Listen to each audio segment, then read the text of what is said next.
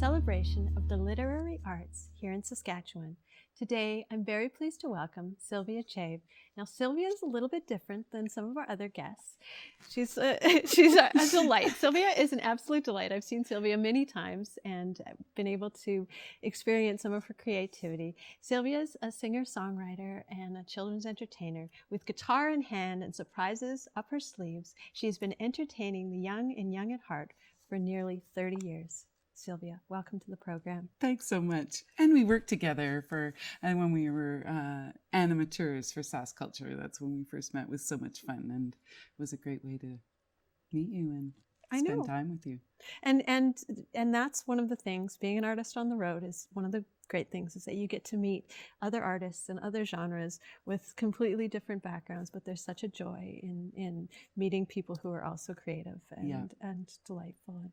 And you have a fantastic job. So why don't you just tell us a little bit about what Sylvia does? Oh, well, Sylvia really loves to sing with children, and I love their energy, and I love to sing, and I love happy songs. So it seems to be a really good marriage. Also, I think maybe I should have been a performance artist, because I really do like costuming, and I cannot put enough feathers, sequins, or boas, on anything. So. And layers of hats and skirts and shoes and the whole. Yeah. And orange. Yeah, and orange, yes. Yeah, it's my favorite color. And so it works really well. It's branded now that you think of Sylvia, you think of orange. And nothing rhymes with it. No, so there is actually a partial rhyme is door hinge, but I don't go with, you have to be a true rhyme. And apparently there's a place in Africa that rhymes, but I don't know what it is. I haven't looked it up because. So have you stuck orange and door hinge into a song? No. Okay. But I have a lot of songs with orange in it. Like I've written the orange song, Orange, You Glad You Came, so I do try to stick her in there wherever I can. So we have it on the table in front of us, your album. Is this your second album? No, it's my third. Your third album. Sorry about that. That's okay. So, and this one is orange. It's beautiful. They're all orange. And it's called Shine. Is that the name of it? I see it on your shirt too, so I don't even have to turn the. It's just brand everywhere. and so you just very recently launched this album. Yesterday. And so tell me a little bit about how it was received. It was so fabulous. I mean, I always do my launches in Delisle because that's my hometown. And this time we always have cake because Kathy Link makes amazing cake, rainbow chip and cherry chip, if you were wondering what kind. I should have brought you a piece. And this time we had a photo booth with my props that I actually use in the show with a backdrop, and everybody was welcome to take pictures. I just looked at the photos today. They were amazing. People really let themselves go. And we had tattoos and, of course, a concert. And Bart McKay, who's the producer, came out and played accordion on 2 of the songs with me. And Claire, my partner from Prairie Patch, which is the group I was in before, came out and did the Cookie Cutter song with me, which is, I asked someone, do you need to hear the Cookie Cutter song every time I sing? And they said, well, do the Rolling Stones play, whatever every time? Yes, we want to hear it. So this time she played and I got to do the actions, which I never get to do.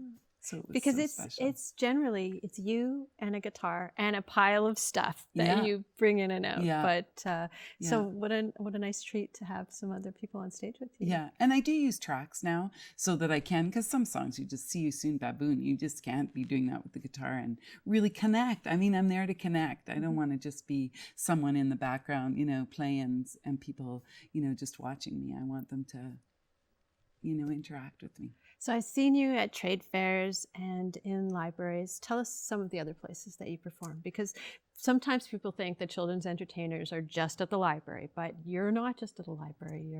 I'm not. And it's difficult to make people think that children's entertainers should be other places. I've done a lot of children's festivals, and, every theater, like the Arden Theater in St. Albert, has their own family series. Well, they bring in children's entertainers. So those are the kinds of things I do. If you're putting on an event, I do your event. I'll come out and sing if it's going to be, children are going to be there. People sometimes think that because I'm a children's entertainer, I'm just for children. But who doesn't want to be with children? Mm-hmm. And if they're singing and having fun, why wouldn't you want to be with that joy? Come. We're not saying, oh, you have to be 11 to come in the door. We take them all. Please come.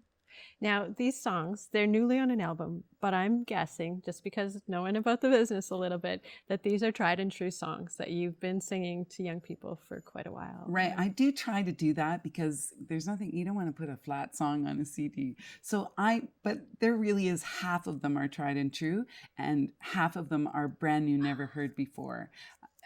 Because they came to me, because I was singing them to myself. They were just great songs, but necessarily didn't translate to performance. Like every song on my CD doesn't translate necessarily to a good performance song. I try to go up and down, up and down. So not every song that I do is an up song. And, you can't always fit them in a performance, but they're great songs, if I do say so myself. And so you've written the lyrics and the music for all of these songs? Yes, 100% on all of my CDs. Wonderful. Because I didn't want to pay anyone royalties for their songs. When I learned that I'd have to pay Fred for his songs if we sang them as Prairie Patch, I thought, well, who's going to keep track of that, first of all? And, we're not making any money yet. So I tried it and turned out I wasn't bad. Excellent. And so do you have a favorite song on this CD? I'm telling you, no, I cannot. Do not make me choose. You Are You and Me Is Me is really good. No, they're all good. So do you have a line that you'll sing for us? I will, because, Danica, one of the things that I try to encourage people to do is just because I wrote the song, please don't feel you have to leave it that way. Put your own words in. Sing your own you in my song. So one that I do is, oh, Canada, your ocean's blue. Oh, Canada, your mountains too. Oh, Canada, your prairies wide. Oh, Canada, I love my oh, Canada. Now, I've written 5 little parts about my Canada. Everybody has a different Canada. Here's how it goes. Here's sort of the scheme of the timing. You put your own stuff in it, and I'd love to see it. That would be such a fun project, is to have people, like, you could put your version on YouTube and ask people to put their comments and then compile it. I already got it in my head. That would be so fantastic. I can't wait to see that, because you would have the different backgrounds. We've got the canola fields, but somebody else would have a mountain behind them or a lighthouse. It'd be, and in a school, what a great way to teach kids to write their own songs, to do their own rhyming schemes, to come up, and it's not long. Yeah. You heard it wasn't that long. Maybe you'll come up with 20, but you only need 1. Yeah. Well, that's really wonderful. So are you still writing songs? I don't think that kind of brain stops. So are you always coming up with new ideas for songs, or have you shut that off and you're just trying to get these ones with the guitar and the skirts and the hats? Yeah. People always say to me, "Oh, here's a great idea for a song." I don't want your idea, thank you, but they're awfully nice of you to think of me. But they come. They just come. I don't ever sit down. No, that's not true. Sometimes I do intentionally sit down and write a song. But a lot of times, if I'm singing to my grandson, because I'm always making up songs, like when I say, "Hey, baby, I really, really, really love ya," I just sang that to him. And then I went, it just stayed. And I said, oh, I guess there must be something else here. And it's on the CD. Excellent. Well, we're out of time for today. It's been such a delight to have you on the show. I'm so pleased to see your bright new shiny album. Me too. And I know people will find you performing all over the place, because you always are. You have these series throughout the seasons. You're at different shows and at the libraries. So I'm sure that if people just look for Sylvia Singing with Sylvia, they'll find you. And where can people find your CD?